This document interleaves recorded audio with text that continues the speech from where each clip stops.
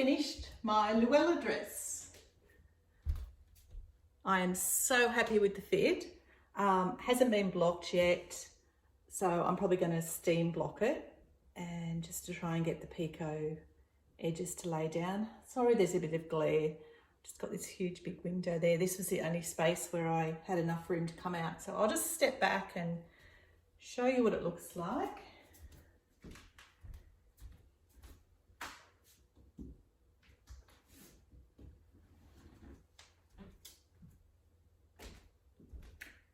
I'm loving the length, even if I'm not sure whether it's going to drop a little bit as I'm wearing it. I'm hoping it doesn't. It's a wool silk blend. But if it does drop a little bit, I don't mind if it's just a couple of inches. It'll be fine, you know, with some heels. I just hope it's not too hot. It's meant to be a lot cooler than what it is here, especially in the evening, so should be great.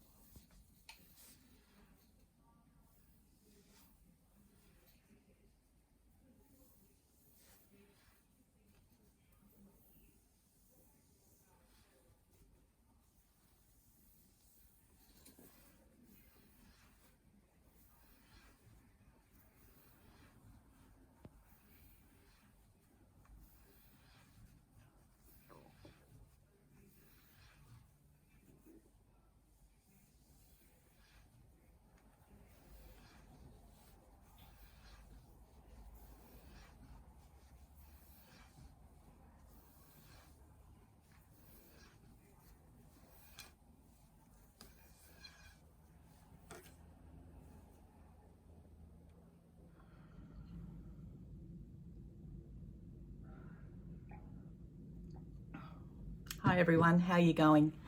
Hope everyone is well. This might be short and sweet. I've got a few things to get sorted today, but I think it's been a couple of weeks since I spoke to you, so I wanted to just pop back on and just catch you up with what I've been doing.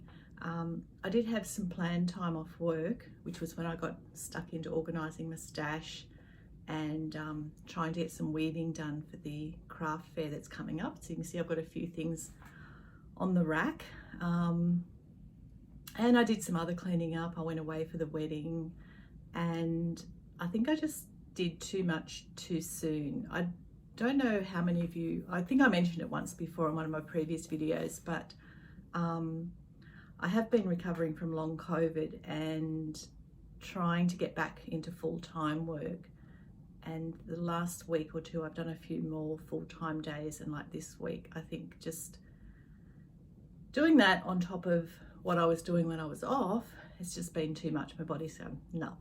So this week hasn't been great.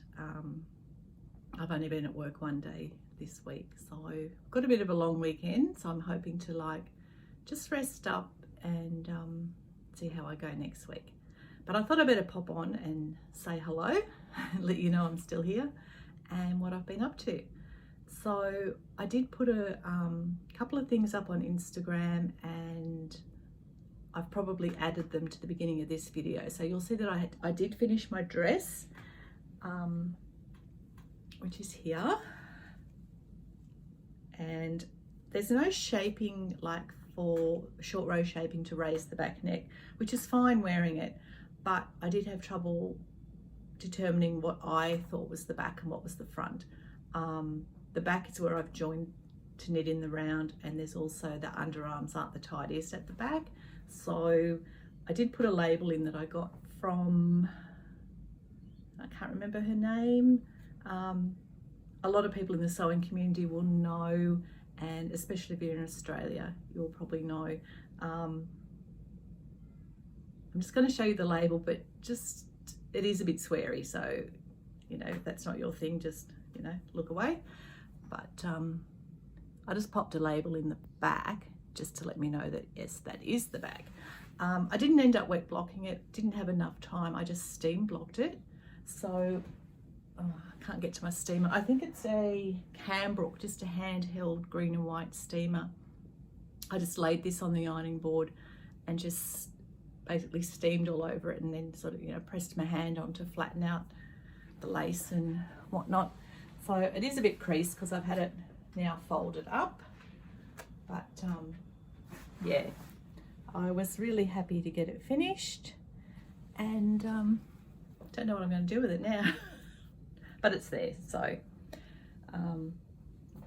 yeah, I got that done. The other FO I've got, which is, I was thinking I started this last time I went to Bendigo, which would have been 2019, and didn't get it finished in time. It's my washing machine spinning, and then just put aside. I was going to get it done for the following Bendigo I went to, which I was planning in, actually it might have been 2018 I started, because then I was going to skip a year and then I was going to go back to Bendigo, and I think that's when the pandemic hit. And then the following year they cancelled at the last minute, and yeah, so it's probably 4 or 5 years in the making. It's Like a Cloud, the pattern's by Joji Locatelli, the cardigan, and it's lace weight and mohair held together, and it is absolutely like a cloud. It is so divine. I will wear it one day when the weather's just a little bit cooler. The yarn is from Kola Girl Collective, and Nicole from Kola Girl Collective, I think I saw hers and just loved it, so I decided I had to make one of my own. Yeah, so I'm so glad that that's off the needles. So because I got those two things finished, I sort of felt like I could cast on something else. So I did cast on the, I think it's a Carpi, which was this one that I saw at Vogue Knitting Live in January 2020. The designer is actually Australian. I can't think of her name now. It might be Judith O'Brien. Yeah, so I've cast that on and I'm up to doing some waist shaping. So that's the main colour. And that's where we're at so far. My gauge is a little bit off, so I'm actually knitting a couple of sizes down. So I'm thinking, I've sort of stretched it around to see how it's going, because there are quite a few waist shaping rows to do. I might even pop it onto a long cable and try it on just to make sure that it's going to fit, but it's knitting up fairly quickly. This yarn is deceiving, like, because it's got the two together and it's quite lofty, I don't know if that's the right word, it sort of fooled me into thinking it was heavier weight than what it was, even though I know it's fingering, and I just expected it to knit up a lot quicker. But yeah, so that's taking a little bit of time, but that's my TV knitting, because it's basically just stocking it in the round, and then every so many rows I've got to do some decreases. So yeah, that's on the needles. You may have seen I finished what was on my Sari loom. This is all the fabric. And I've just got to get myself organised, like energy wise and weather wise. We've had a lot of rain this last week, so I do want to indigo dye this. I'm not sure how it's going to turn out, because the indigo may not take to all the fibres. There's some cotton in here, there's some wool, and I'm sure there are some man-made fibres as well. So yeah, we'll just see how that turns out. Once it's dyed, I'll show you what the fabric looks like dyed, and I'm hoping I can get it into some sort of garment. There's quite a bit of fabric there, so maybe some sort of jacket type thing. We'll see. So that's sort of a half FO. The cloth's finished. Just got to get the dyeing and the sewing done on that. The other thing I did was I cast on the Bohemian Scrapsody, and this was as far as I got. It was a DK and a fingering weight held together. So you start at a cuff and work across with this, and you use the reverse stockinette side, so which was good because I wasn't real happy with how that was looking, and then I realized, oh, it's the reverse stockinette side you use. So that was how that was going, but I just was not feeling it. And then I sort of realized, I had to think about it, and I realized what it was. Like, as much as I love the look of these and I love knitting them because they're quick, I don't wear them. And it's not just because of the weather we have here. I just don't feel comfortable in really bulky knits. I'd much rather have layers of thinner fabrics. Bulky knits just don't, I don't know, just don't feel comfortable. So I'm not continuing with this. I've taken it off the needles, and I'll reclaim some yarn from that, but I'm just not going to do it. It did get me thinking though that I do like that sort of bulky knit, and because they're quick, and I like the combining of yarns. So I have cast on a little jumper. I do some knitting occasionally. I used to do a lot for this group, and I haven't done as much lately, but it's the ACWAC group, Australians Knitting for War Affected Children. So every year they send a big shipment over to Syria, to displaced persons camps. So I have knitted this jumper before, and the name's not great. It's called the Orphans for Orphans sweater. It's a free pattern. If you have a look on my Ravelry, I'm there as Yarn About Yarn. Under my projects, I do have, like, you can categorize your projects. I do have a charity tab, and you'll see the things that I've knit for this charity, and a couple of other charities. But I have done this jumper before. I've done it in a purple, and I've done it in a green. This is not the best picture. It's a free pattern. It looks quite plain and ordinary, but what it is you knit this front panel, which is just a rectangle, you knit a back panel, and then from memory you pick up along the side of the panel, cast on some stitches, which is like that side neck, and then pick up stitches down along the back panel and knit that way. So you're knitting body and then decreasing and knitting sleeve. So what I like about it is that you can combine, you can do stripes. It's a bit like the Penguono. You know, you're just knitting a panel at a time, so you can do what you want in that panel. You can chuck in a cable or whatever. So I've decided, I've got a lot of blue mohair that I picked up. I think it was in a D-stash. It's an old, I don't have one with a tag on at the moment. It's an old, like British spinning mills mohair or something in this blue color. So I've got quite a few balls of that. So the way I make these jumpers is I hold mohair and DK together. So it knits up quickly. It makes a nice, warm, squishy fabric. So that's the front panel that I finished at the moment. And I'm just working on the back panel. So what this is that blue mohair and this, which is a Koigu. I think it's the KPPPM. It's the Kirsty. It's a crepe yarn, which I'm not a fan of, but for this project it's all right. So what I've done is gone through my stash and pulled out DK weights that are in mostly shades of blue and a little bit of green, because I won't have enough to do the whole jumper in the Koigu. I may not even have enough to finish this panel, but I do have some others. Like I've got, that's another one of the Koigu, that's more green. I've got some Bendigo woolen mills. I've got a couple of ball. I've got this colour and I've got a royal blue. So yeah, I just work on that when I just want something different with a bigger needle. I think it's a 5mm.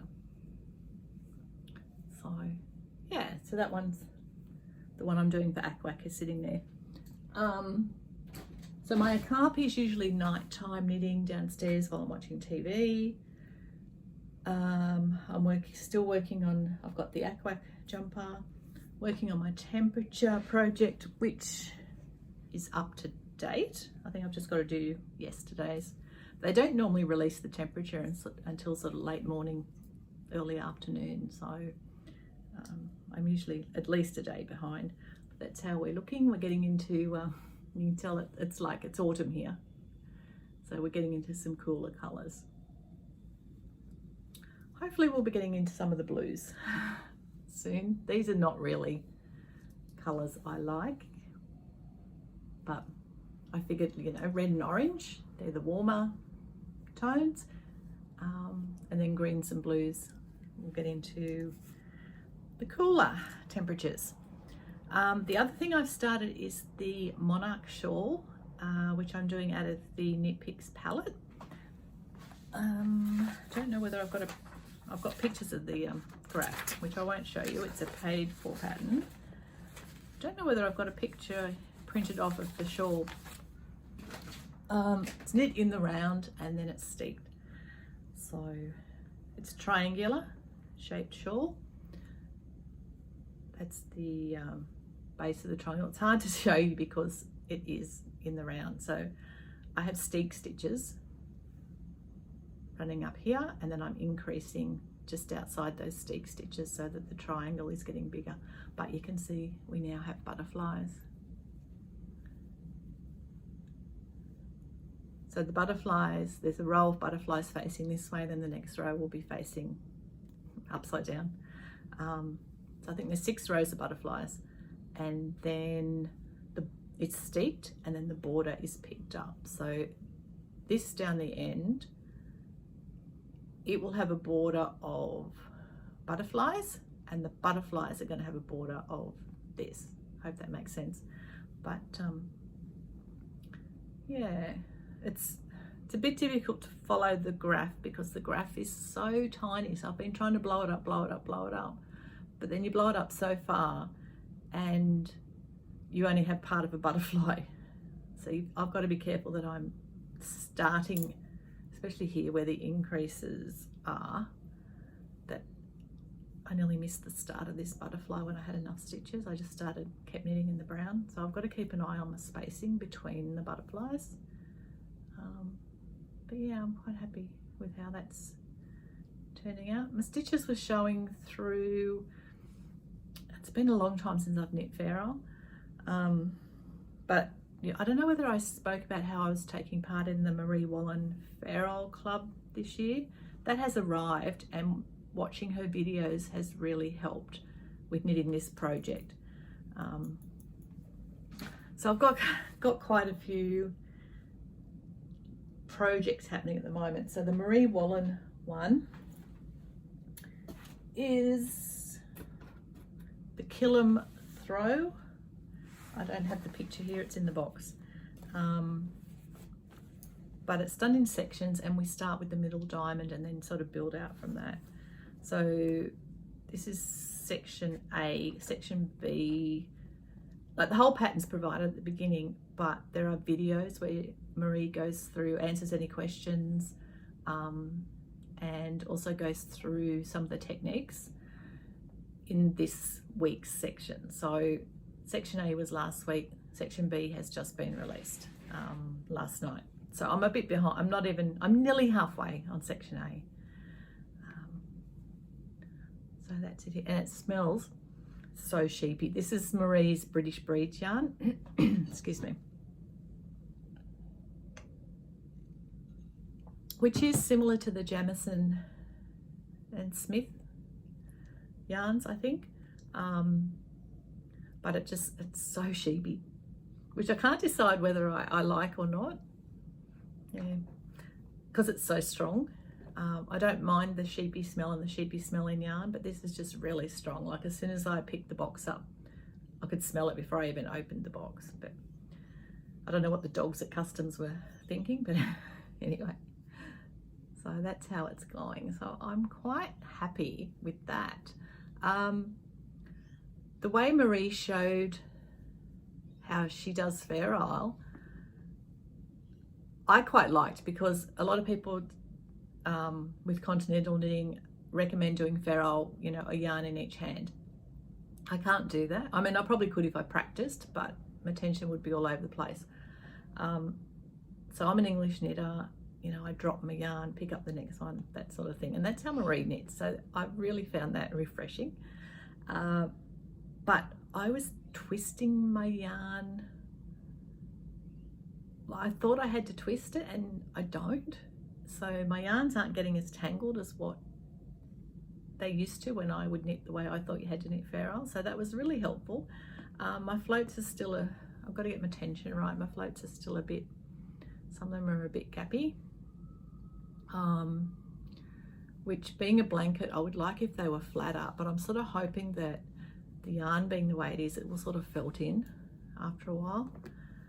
So that's where we're up to. And I really like how Marie does her, because we're increasing on each row, I really like how that's done too. It's just something a little bit different from what I've seen before. So I'm enjoying that.